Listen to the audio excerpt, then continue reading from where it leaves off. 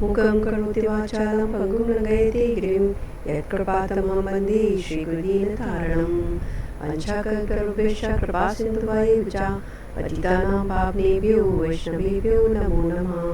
वृन्दायै तुलसीदेव्यै प्रियै केशवस्य च कृष्णभक्तिपदे देवी सत्यवते नमो नमः। जय श्री कृष्ण चैतन्य प्रभु नित्यानंद श्री अद्वैत गदाधर शिवसादि गौर भक्त वृंदा।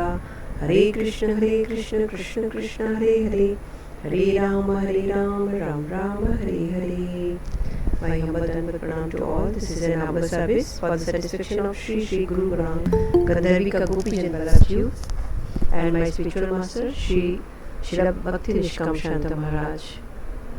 I am going to read Srimad Bhagavad Gita, chapter 4, shlok number 21. Hare Krishna. हरे कृष्णा जूही, कैसे हो? अच्छे हो? आपका साउंड नहीं आ रहा, माइक्रोफोन अनम्यूट करो जी। हरे कृष्णा। हरे कृष्णा, कैसे हो?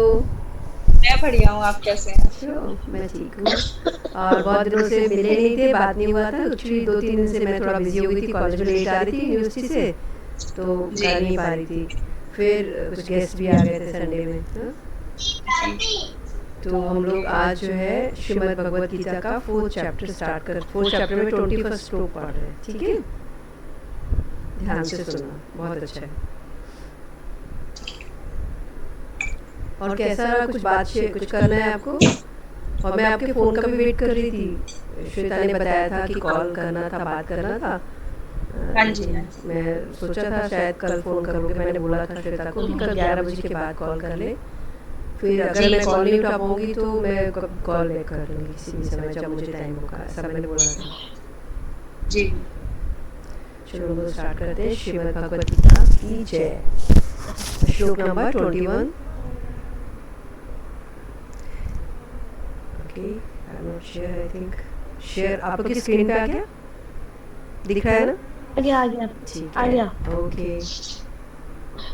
निराशीर्यत चित्तात्मा त्वक्त सर्वपरिग्रह शारीरं केवलं कर्मं कुर्वाप्नोति किल्बिषम्। बहुत ही अच्छा श्लोक है ये। क्या बता रहे हैं? Desireless controlling mind and body by the intelligence and renouncing all possessiveness and acquisitions, no sinful or pious reaction is incurred by such a person who may act to acquire mundane object merely for his bodily sustenance। मतलब से बता रहे श्रीमद् भगवद गीता जो है, भगवान कृष्ण जो है अर्जुन को इंस्ट्रक्शन दे रहे हैं, उपदेश दे रहे हैं। किस कंडीशन में? अर्जुन कौन है? एक गृहस्थ है। इस समय युद्ध भूमि पर जब वो अपने ही स्वजनों से, यानी कहते हैं ना कजिन्स, जो एक पार्टी कौरवों की पार्टी है और एक तरफ पांडवों, लेकिन है कजिन्स, मतलब रिलेटिव है, क्लोज रिलेटिव्स, है ना? तो आमने सामने सेनाएं खड़ी हैं कौरव और पांडवों की, और इधर अर्जुन जो है बहुत परेशान है, वो युद्ध नहीं करना चाहते। क्यों नहीं करना चाहते? क्योंकि उन्हें लग रहा है ये सारे सामने मेरे स्वजन हैं, अपने जन हैं, इनको मैं मार के कैसे सुखी हो सकता हूँ, है ना? लेकिन भगवान यहाँ पे बता रहे हैं कि अर्जुन, यहाँ पे भगवान ने, मैं थोड़ा सा ब्रीफ कर रही हूँ, अर्जुन को बताना चाहते हैं, उसके कर्तव्य कर्म को समझा रहे हैं। कैसे समझा रहे हैं भगवान? भगवान कह रहे हैं ये जो तुम सब अपना समझ रहे हो ना, ये लोगों को जो अधर्म के मार्ग पर है, वो तुम्हारे अपने नहीं हैं, है ना? हम जो कहना चाहिए ब्लड रिलेटिव्स को अपना मानते हैं ना, या फिर जिससे हमारा क्लोज रिलेशन, जैसे हमारे पति पत्नी, बच्चे, या फिर माता पिता, या भाई बहन, या फ्रेंड सर्कल, रिलेटिव्स, या फिर आस पड़ोस, ये सब हमको लगता है कि नहीं, किसी से अच्छा होता है तो किसी से हमारा अच्छा रिलेशन बनता है, तो किसी से अच्छा नहीं बन पाता, है ना? तो हम उनके ही अच्छे रिलेशन होता है तो उनसे खुश होते हैं, नहीं होता तो उससे हम दुखी होते हैं, ये सब हमारा चलता है। तो भगवान अर्जुन को बता रहे हैं, अर्जुन तुम्हें जो है अपनी आइडेंटिटी पहचाननी है। पहले तुम्हारी, सबसे पहले तुमको ये समझना है ये तुम्हारी आइडेंटिटी नहीं है। जो आज तुम्हारा नाम दिया है तुम्हें, ये नाम है तुम्हारा, ये माता पिता है तुम्हारे, ये तुम्हारा पति, ये पत्नी, ये बच्चे, ये परिवार, ऐसा ये तुम्हारा एक टेम्परेरी है। तुम्हें ये शरीर, इस सारे रिश्ते जो शरीर से रिलेटेड है, केवल शरीर से, है ना? इस शरीर के माध्यम, ये शरीर जैसे ही खत्म होगा तो आपका सारा रिश्ते खत्म। लेकिन हमारी ट्रू आइडेंटिटी क्या है कि हम लोग क्या है? जीवे स्वरूप है कृष्ण नित्यदास, हम लोग कृष्ण के नित्यदास हैं। वो आइडेंटिटी अगर हम पहचान लेते हैं सही सही, तो हमारे धीरे धीरे हमारे अंदर के जो दुख है, क्लेश है, परेशानी जो हमको मिल रही है, वो सब हमें धीरे धीरे कहाँ चली जाती है पता नहीं चलता। क्योंकि चेंज किसे कर रहे हैं हम? हमारा शरीर चेंज नहीं हुआ, हमारा आंखें, हाथ, कान, नाक, मुंह, ब्रेन, हृदय सब वही है। क्या चेंज हो रहा है? हमारा कॉन्शियसनेस, हमारा चित्त जो है चेंज हो रहा है, चित्त। और भगवान भगवत गीता के माध्यम से बता रहे हैं कि हमको क्या सोचना है, क्या चीज़, कहाँ हमें ध्यान लगाना है, अपना कर्म कहाँ अपना मन देना है, कहाँ अपनी बुद्धि का यूज़ करना है हमें। तो ये सारी चीज़ें मिलकर क्या बनाती हैं? हमारा चित्त बनाती है, कॉन्शियस, सब सटल बॉडी बनाते हैं ना। एक होती है ग्रॉस बॉडी, एक होता है सूक्ष्म शरीर। एक होता है ग्रॉस शरीर मतलब स्थूल शरीर, सूक्ष्म शरीर, कारण शरीर, है ना। तो सूक्ष्म शरीर बनाता कौन? Mind, intelligence and ego. Gross body हमारी क्या है? जल, वायु, अग्नि, है ना, ईथर एंड अर्थ, इन सब 5 तत्व से मिलकर हमारा शरीर बना है। लेकिन जैसा ही हमारा शरीर छूटेगा, मतलब सोल से निकलेगी, तो शरीर 5 तत्व से बना है, 5 तत्व में विलीन हो जाएगा अग्नि के माध्यम से। जैसे लोग कर देते हैं, हमारे घर वाले कर देंगे हमें। तो हमारा अगला जन्म कौन निर्धारण करेगा? हमारा चित्त, हमारा सूक्ष्म शरीर ना। मन हमारा जहाँ होगा वो निर्धारण करेगा हमारे अगला जन्म। बुद्धि हमारी जहाँ होगी, हमारा अहंकार जो होगा, वैसे ही हम शरीर प्राप्त करेंगे, है ना। किसी का क्या होता है अहंकार कि मैं इसको खूब, इसके ऊपर क्या कहते हैं, बहुत ज़्यादा, ये तो मेरे कंट्रोल में है, ये तो मेरे अंडर में है, चलो उसको तो जो सब बिहेव करूँगा मैं कर लूँ या करूँगी। होता है ना, कोई किसी को बिहेव कर रहा है, ख़राब बिहेव कर रहा है, बहुत ही गंदा बिहेव कर रहा है, तो वो ये नहीं उसको नहीं समझ है, क्योंकि उसका कॉन्शियस उतना बड़ा नहीं, उसका एलिवेट नहीं हुआ है। वो ये नहीं सोच रहा जो भी एक्ट कर रहे हैं हम, जो भी हम कर्म कर रहे हैं, छोटा सा भी कर्म कर रहे हैं, उसका फल निश्चित है ना। जब ये मनुष्य जान लेता है कि ये मैं जो कर्म कर रहा हूँ उसका फल निश्चित है, और मुझे इसीलिए मुझे जैसा मैं कर्म करूँगा उसका फल मुझे निश्चित रूप से मिलना है, बुरे कर्म का बुरा, अच्छे कर्म का अच्छा, तो मुझे क्या करना चाहिए। समझदार इंसान इस बात को समझ जाता है और वह अच्छा कर्म ही करता है। अच्छे कर्म करने का मतलब ये नहीं केवल दान पुण्य कर दिया, किसी की मदद कर दी। अच्छा कर्म हमारा, हम किसी से को अपने व्यवहार से, अपने मन से, अपनी वाणी से, अपने कर्म से दुख ना पहुँचाए, है ना, या हर्ट ना करें। ये भी एक बहुत बड़ा कर्म होता है, क्योंकि इससे भी कर्म का फल बनता है। तो यहाँ भगवान अर्जुन को बता रहे हैं, समझा रहे हैं कि तुम शरीर के स्तर पे मत सोचो, तुम किसके स्तर पे सोचो? आत्मा के स्तर पे। और आत्मा का स्वामी कौन है? भगवान कृष्ण है ना। और हम उनके कौन है? नित्य दास। तो हमारा ये इटर्नल रिलेशनशिप है भगवान के साथ, क्योंकि जब ये शरीर नहीं था तब भी वो हमारे साथ थे, हृदय में बैठे थे साथ में, और ये शरीर नहीं छूट जाएगा ना तब भी वो हमारे संग रहेंगे। कोई नहीं रहेगा हमारा घर का अपना, कितना ही क्लोज क्यों ना हम सोचे कि ये मेरा, मैं इसको कैसे छोड़ सकता हूँ या इसके बिना मैं कैसे रह सकता हूँ। शरीर छूटते ही सारे रिश्ते खत्म हो जाते हैं। लेकिन एक भगवान अकेला है, कृष्ण एक अकेला ऐसे हैं जो हमारे साथ नहीं छोड़ते। तो हमें क्या सोचना चाहिए? हमें क्या सोचना चाहिए कि हमें जो अपना कर्तव्य कर्म करना है वो केवल हमको कर्तव्य कर्म के लिए ही करना है। किसी भी कर्म का रिटर्न सोचना नहीं है, मोह नहीं करना है, किसी से आसक्त नहीं होना है। कोई मेरे संग अच्छा करे या ना करे कोई फर्क नहीं पड़ना है, अपने आप को सब चीज़ों से ऊपर उठना है, लेकिन मुझे अपना बेस्ट करना है। क्यों करना है मुझे अपना बेस्ट? क्योंकि मुझे किसी कर्म बंधन में नहीं फंसना फिर से।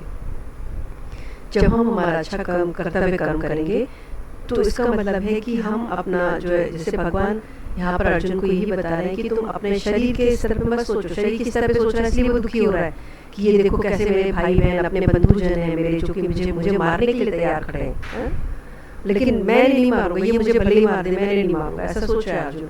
लेकिन भगवान कह रहे नहीं, क्योंकि ये सारे अधर्म के मार्ग पर है इसलिए तुम्हें नहीं मारना ही होगा, ये मेरी आज्ञा है। भगवान कह रहे हैं मेरी आज्ञा का पालन करो, और जब हम भगवान की आज्ञा का पालन करते हैं तो हमें कोई कर्म नहीं लगता। ये भगवान बता रहे हैं अर्जुन को। जैसे कि आपने एग्जाम्पल शायद मैंने लास्ट क्लास में लिया था, जैसे पुलिस होती है, आर्मी होती है, बहुत सारी हमारी जो ये डिफेंस सिस्टम है ना, तो सारा जो है उनकी किसके अंडर में काम कर रहे हैं? गवर्नमेंट के ऑर्डर से वो लोग फाइट करते हैं। वो कई लोगों को मारते हैं, खत्म भी कर देते हैं, लेकिन उनको कहना चाहिए उनको मेडल मिलता है ना। उनको ऐसे अगर कोई सिविलियन किसी का मर्डर करे तो क्या होगा? उसको मृत्युदंड होगा। लेकिन ऐसे ही, क्योंकि जो सिविलियन है वो अपनी इच्छा, अपने क्रोध या फिर अपने किसी न किसी बदला लेने के भाव से जो किसी को मारेगा तो उसको उसका पनिशमेंट नहीं, मृत्युदंड मिलेगा। लेकिन कोई कहना चाहिए डिफेंस सिस्टम वाला पर्सन ना, वो गवर्नमेंट के ऑर्डर से किसी को मारेगा तो मारना दोनों एक ही कर्म है ना, लेकिन उसको मिलेगा मेडल और उसको मिलेगा मृत्युदंड। तो वैसे ही है, जब हम अपनी इच्छा से अपनी इच्छा की तृप्ति के लिए जब हम कर्म करते हैं तो हमको उसका फल भोगना पड़ता है निश्चित रूप से, है ना। लेकिन जब हम भगवान की आज्ञा का पालन करते हैं तो उसका फल नहीं होता। तो यहाँ भगवान कह रहे हैं desireless controlling mind and body by the intelligence and renouncing, यानी कि ऐसा पर्सन जिसकी इच्छा, कोई इच्छा नहीं है। इच्छा नहीं होने का मतलब क्या? इच्छा नहीं होने का मतलब थोड़ा ना कि आप कुछ भी नहीं करेंगे। मनुष्य है बिना इच्छा के तो रह ही नहीं सकता, है ना। तो बस हमको अपनी इच्छा को प्यूरिफाई करना है ना। कैसे करना है प्यूरिफाई? जैसे हमने छोटा सा एग्जांपल दे रहे थे कि खाना बनाना है तो ये नहीं सोचना है कि मैं अपने बच्चों के लिए बना रही हूँ या अपने लिए बना रही हूँ या अपने पति के लिए या किसी के लिए बना रही हूँ। क्या सोचना है? मुझे मैं भगवान को भोग बना रही हूँ। आज तो मेरे मन में, आज मैंने डिसाइड किया ये बनाना है, तो ये मन में सोचना है कि मुझे आज भगवान के लिए ये भोग बनाना है। जब हम ऐसे करते हैं तो ये भगवान से कनेक्ट हो गया ना, तो इसका कर्म का फल नहीं लगेगा। और जब आप प्रसाद खाते हैं तो प्रसाद खाने से क्या होता है, वो भी बहुत ही उसके कई जो कर्म के पाप कर्म होते हैं जो अन्न में, वो सब खत्म हो जाते हैं भगवान को जब हम भोग लगा के खाते हैं। कैसे? आप सोचिए, जब हमारा जो अन्न हमारे पास आया है, यानी कि गेहूँ आटा है या फिर दालें हैं या कोई भी चीज़ें आती हैं, हमारी सब्जियाँ हैं, कोई भी चीज़ हमारे पास जब आती हैं, फल हैं, तो वो सब कहाँ से आते हैं? खेत से आ रहे हैं कहीं से। तो खेत में पहले उसे उगाने के लिए पहले उसकी मिट्टी को क्या किया जाता है? मिट्टी को उपजाऊ बनाने के लिए उसके ऊपर ट्रैक्टर चलाते हैं, लड़ाई होती है प्रॉपर, है ना। तो उसमें कई सारे कीड़े होते हैं, वो मरते हैं, तो वो हत्या हुई। फिर उसके बाद बीज बोए जाते हैं। बीज बोने में भी जब चढ़ के मिट्टी में जाके पैरों से दबते हैं बहुत सारे जीव जंतु, उधर मारते हैं। फिर बीज लगने के बाद पानी दिया जाता है, पौधा बनता है और बड़ा पौधा होता है। फिर जब पौधा फसल पक के तैयार हो जाती है तो उसको जब फसल की कटाई होती है तब भी बहुत सारे जीव जंतु, मतलब कीड़े वे सब जो मारे जाते हैं। फिर उनको साफ़ किया जाता है, छाना, फटका, पीसा, फिर फ्रेश उसको प्योरीफाई करके हमारे पास पैकेट में आता है ना। तो इस प्रोसेस में कई सारी हत्याएं होती हैं। तो अगर हम डायरेक्ट खाना बना करके खुद खा लें तो वो सारी हत्याओं का पाप जो है आपको भुगतना पड़ेगा। आप सोचोगे मैंने तो अपने जीवन में कोई पाप नहीं किया, मुझे क्यों दंड मिल रहा है, क्यों कष्ट मिल रहा है मुझे? लेकिन हमको ये नहीं पता। शास्त्र में जब हम पढ़ते हैं, जब समझ सुनते हैं, तो हमको पता चलता है हम कितना सारा पाप खा रहे थे अभी तक, उसी के कारण हमारे जीवन में कष्ट था। लेकिन जब हम वही खाना सबसे पहले भगवान को भोग लगाते हैं तो वो भोग यानी कि भगवान के सामने रखते ही उसके सारे दोष, सारे पाप उसके अंदर जो बैठे थे वो सब खत्म हो जाते हैं। और जब हमारे पास आता है तो प्रसाद बन जाता है, और उसे प्रसाद जो भी खाएगा वो धीरे धीरे हेल्दी बनता जाएगा। उसका मन, उसकी सोच, उसकी समझ, उसकी हेल्थ सब अच्छा होता जाएगा। और ये केवल नहीं, उसका ये जीवन तो सुधरेगा ही, अगला जन्म कई जन्म सुधर जाएंगे, है ना। तो यहाँ बता रहे हैं ऐसा मनुष्य जिसकी इच्छा नहीं हो, है ना। इच्छा नहीं हो मतलब जो संसारिक इच्छा नहीं हो, फालतू की चीज़ें कि मैं ये मिल जाए, मुझे वो मिल जाए, मैं इतना वेल्दी हो जाऊँ, मैं ऐसा बहुत सारे बैंक बैलेंस हो जाए, बहुत अच्छी पोस्ट मिल जाए, ऐसा डिज़ायर ना हो। या फिर उसके पास ऐसा गोल्ड है या धन है मेरे पास, उससे अच्छा मिल जाए और मिल जाए मुझे, वैसा टाइप का कोई इच्छा नहीं। लालच, ग्रीडीनेस ये ना हो। कंट्रोलिंग माइंड यानी अपने मन को, कंट्रोलिंग माइंड एंड बॉडी और बुद्धि, इंटेलिजेंस यानी जो अपने मन को, बुद्धि को और शरीर को जो नियंत्रण रखता हो। एंड रिनाउंसिंग ऑल पॉजिटिवनेस, और जिसमें ये मन में समझ में आ गया हो कि ये सारा कुछ मेरा नहीं, किसका है? भगवान का दिया हुआ है। उन्हीं को कुछ समय के लिए मुझे दिया है कि मैं जहाँ रहता हूँ, ये परिवार मुझे दिया है, ये सराउंडिंग है, ये रिलेटिव्स हैं, ये फ्रेंड्स हैं, ये सब भगवान का दिया हुआ मुझे है। तो इनको मैं कैसे, इनका या तो मैं जानता हूँ तो मैं हेल्प कर सकूँ, उनको बताऊँ, और नहीं जानता हूँ तो लोगों से हेल्प, मतलब भगवान के बारे में सुनूँ, या जिस तरह से हो सकता है लोगों की मदद करूँ। तो ऐसा भी ऐसा लोग होते हैं जो, तो no sinful or pious reaction is incurred by such a person. तो ऐसे व्यक्ति से कोई भी पाप कर्म या पुण्य कर्म जो है वह पनपता नहीं, मतलब उसको जैसे कहते हैं ना, पाप का भी फल है, पुण्य का भी फल है। तो ऐसा मनुष्य जो किसी जिसके मन, बुद्धि और शरीर पे अपना नियंत्रण है, जिसकी कोई इच्छाएं नहीं है फालतू की, जो अपने बाकी चीज़ों के प्रति अधिकार से मुक्त है, तो ऐसा व्यक्ति से कोई भी पाप कर्म नहीं हो सकता। Such a person who may act to acquire mundane object, लेकिन ऐसा पर्सन केवल उतना ही कार्य करता है जितना उसके शरीर में, यानी उसको जीवित रहने की जितनी आवश्यकता है, उतना खाता है, उतना सोता है, उतना कपड़ा पहनता है ना, जितनी आवश्यकता हो। आगे का श्लोक बहुत ही अच्छा है। यद्रक्षा लाभ संतुष्टो द्वंद्वातीतो विमत्सरा समसिद्धौ वसिद्धौ च कृत्वापि न निबध्यते। क्या बता रहे हैं, content with what ever is readily available and unaffected by dualities of pleasure and pains, attraction and aversion, such a person has no envy. He is equiposed, neither elated nor dejected in success or failure. Though active, he is not bound by any action. मतलब क्या बता रहे हैं, content with what ever is readily available and unaffected, यानी कि जो उसके लिए अपने आप को धन्य मानता है, जो उसके पास अवेलेबल होता है, और संसार में जो सुख आता है, दुख आता है, या द्वेष या राग आता है, उन सब से वो दूर, मतलब एक तरह से उसे फर्क नहीं पड़ता टाइप से, है ना। ऐसा नहीं कि ऐसा कह नहीं सकते आप कि संसार में ऐसा कोई मनुष्य जो केवल सुखी ही है, या फिर एक ऐसा कोई मनुष्य जो केवल दुखी ही है। सुख दुख आते जाते हैं, सुख आता है, कभी दुख आता है, ऐसे करके कभी तो किसी के प्रति हमारा अट्रैक्शन होता है, तो किसी के प्रति हमको द्वेष होता है, मन अच्छा नहीं होता, है ना। तो यहाँ बता रहे ऐसा पर्सन जो हमेशा आत्मा में संतुष्ट रहता है, जिसके हृदय में कभी सुख के लिए बहुत सुखी नहीं होता, दुख के लिए बहुत दुखी नहीं होता, और जो है कहते हैं किसी भी से द्वेष या किसी से भी राग माने अटैचमेंट, द्वेष माने किसी से मतलब ईर्ष्या करना, वैसा नहीं करता। तो ऐसा पर्सन किसी से भी ईर्ष्या नहीं करता, वह समता के भाव में स्थित रहता है। वो कभी भी अपने आप को बहुत ज़्यादा कहना चाहिए, जब सफलता प्राप्त करता है तो बहुत खुश नहीं होता, और जब असफलता प्राप्त करता है तो बहुत दुखी नहीं होता पूरा टाइम। लेकिन वो एक्टिव तो रहता है, लेकिन फिर भी वह अपने कर्म से बंधा हुआ नहीं होता। नेक्स्ट श्लोक है, गतसंगस्य मुक्तस्य ज्ञानावस्थितचेतसा यज्ञायाचरता कर्मं समग्रं प्रविलीयते। For one who is detached, enlightened and liberated, all this action performed in the spirit of sacrifice are perfectly dissipated. यानी जो कि अपने आप में मुक्त है, लोगों से अनासक्त है, किसी भी चीज़ से अनासक्त है, और बहुत ही जागृत है, यानी कि ज्ञानवान है।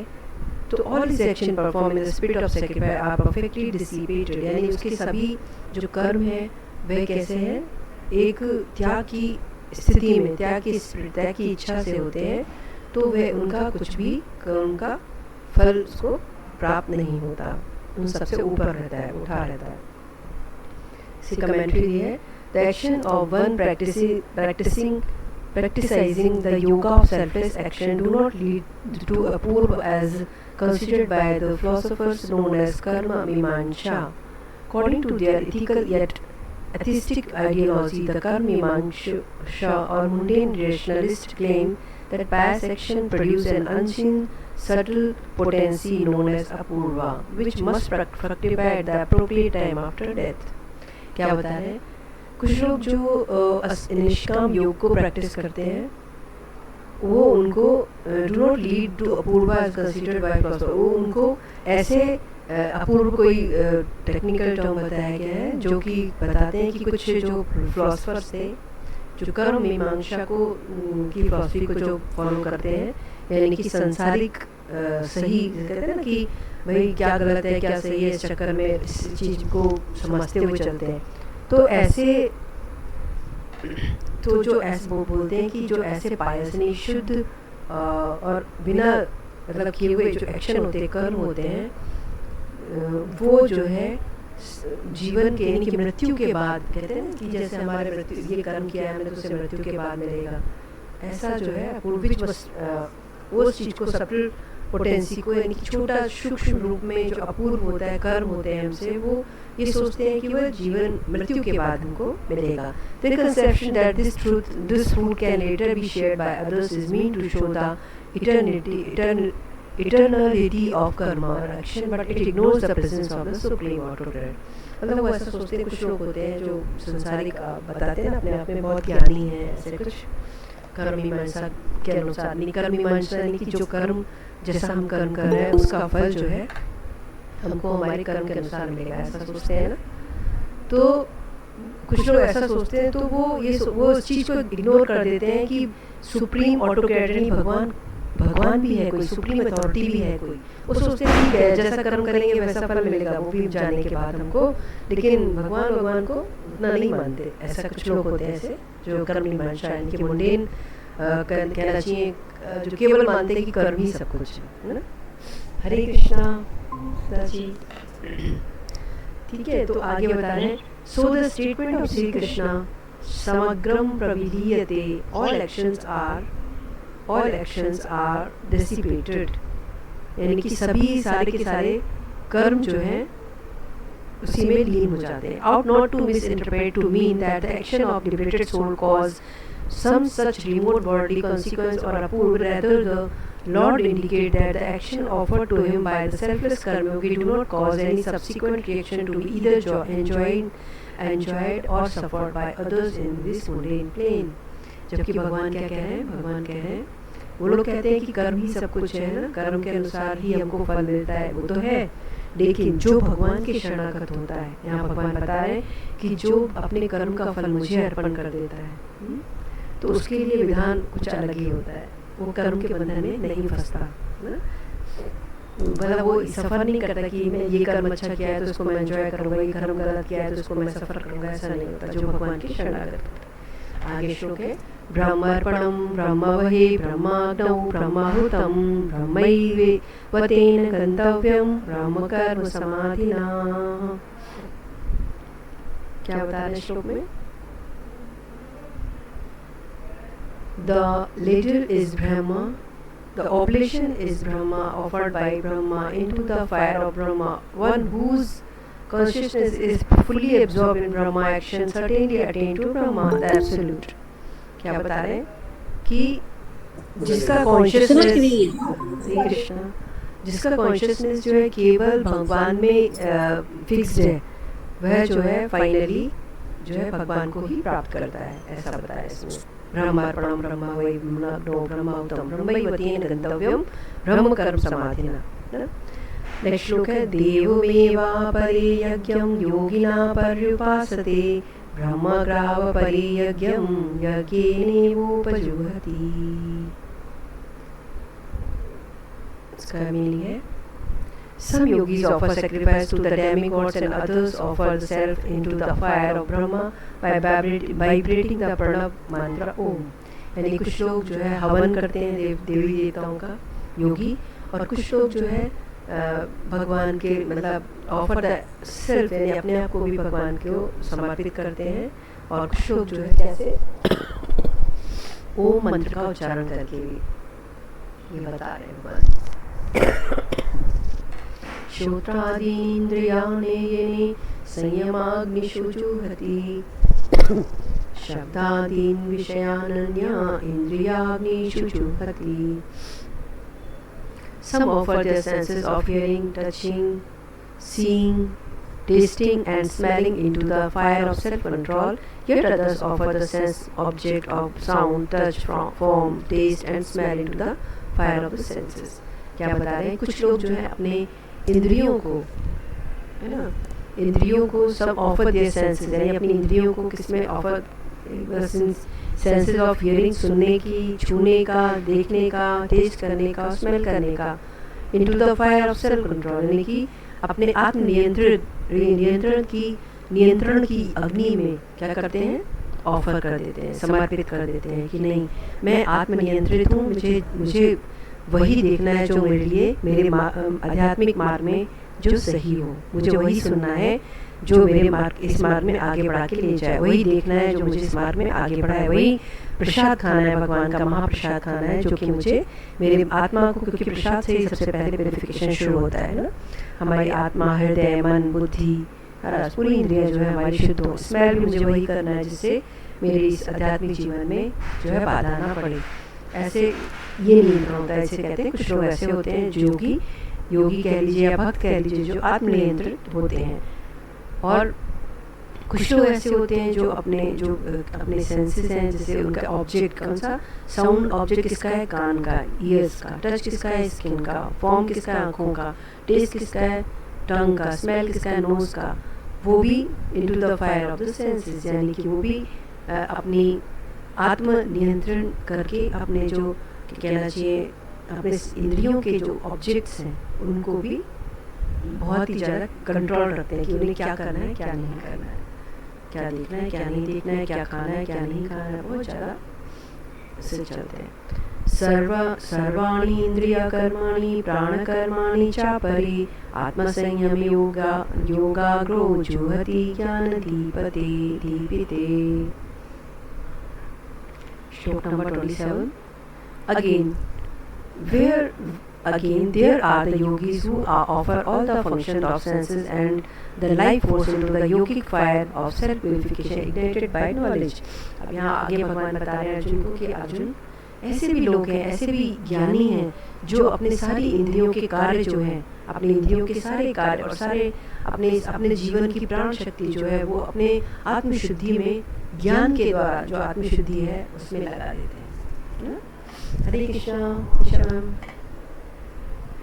द्रव्याज्ञास्तपो यज्ञा योगयज्ञास्तथा परे स्वाध्यायज्ञानयज्ञाश्च यतया संचितव्रताः.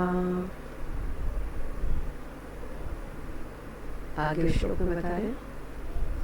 Sincere in their practice and faithful to their vows, some persons sacrifice their possessions, some undergoes strict penance as a sacrifice, some practices an eightfold mystic yoga as a sacrifice, and yet other perform knowledge sacrifice by singing and introspective studying the Vedas.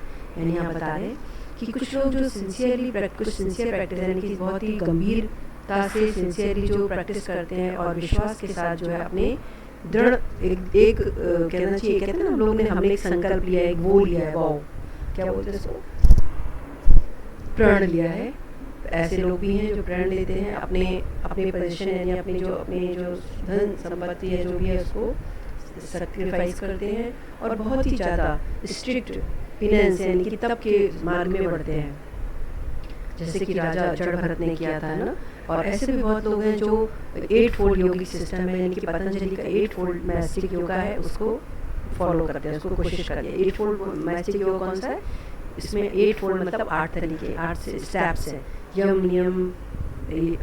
नियम प्रत्याहार आसन प्राणायाम ध्यान धारणा समाधि, है ना. 8 fold system है. इसमें भी आप अपने आप से करना बहुत मुश्किल है, किसी एक्सपर्ट गाइड के अंदर में कर सकते हैं. And yet other perform knowledge sacrifice. कुछ लोग होते हैं जिसे कहते हैं ज्ञान यज्ञ, कैसे भगवान के बारे में, भगवान वेद के वेदांत सूत्र, भगवत गीता, उपनिषद, इन सबको बता करके ज्ञान का यज्ञ उसे कहते हैं, जो बताते हैं, दूसरों को पढ़ते हैं, स्वयं स्टडी करते हैं, दूसरों को उसको एक्सप्लेन करते हैं, स्वयं आत्मनिरीक्षण करते हैं, अपने जीवन में उतारते हैं और दूसरों को उसका कहना चाहिए उसको बताते हैं, चैंटिंग करते हैं, सिंगिंग करते हैं. आपाने जुहति प्राणं प्राणे अपानं तथा परे प्राणपान गति रुद्रा प्राणायाम परायणा अपरे नियताहारा प्राणन् प्राणेषु जुहति.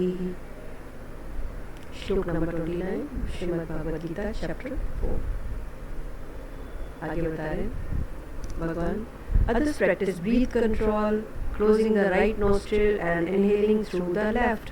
They bring the ascending air into union with the descending, closing the left nostrils and exhaling through the right. They similarly offer the descending air into the ascending, then closing both nostrils. They check both ascending and descending airs.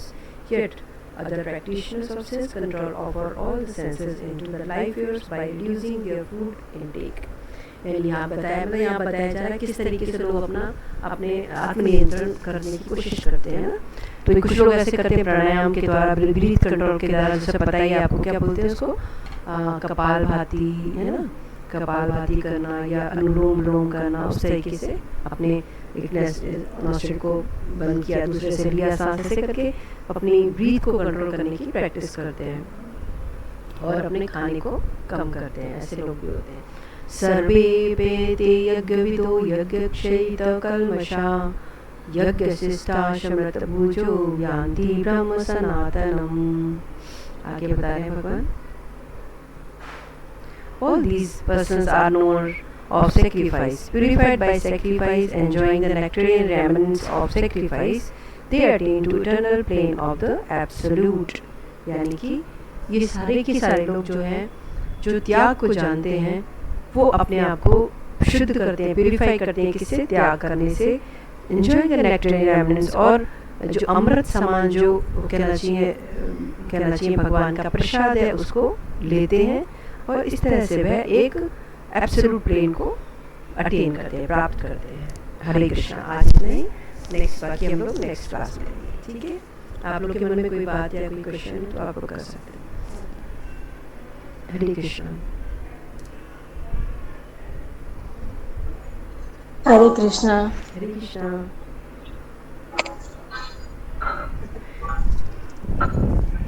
कुछ बात करना है, आपको पूछना है?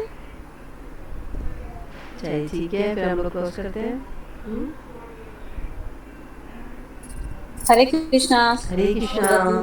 आजकल तो गुरु जी वहाँ गए हुए परिक्रमा पे, प्रयागराज। हाँ, पूरा हाँ उत्तर भारत परिक्रमा।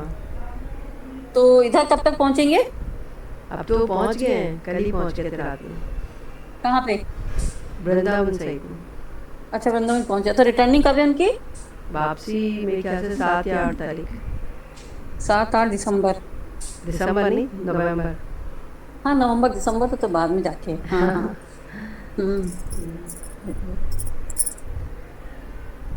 चलिए ठीक है।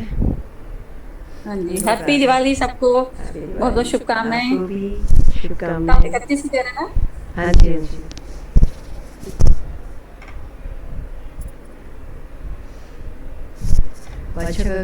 कृपासिन्धुवैश्चपतितनां वैष्णवेभ्यो नमो नमः। वृन्दाई तुलसी देवी व्याय केशवशिचा कृष्ण भक्ति देवी सत्यवते नमो नमः। जय सपरिकर श्री गुरु गंधर्वी का गोपी जन वल्लभ जीव की जय, साधु गुरु वैष्णवास की जय। जय जय श्री गुरु, जय गुरु। हरे कृष्णा। दंडवत प्रणाम टू ऑल।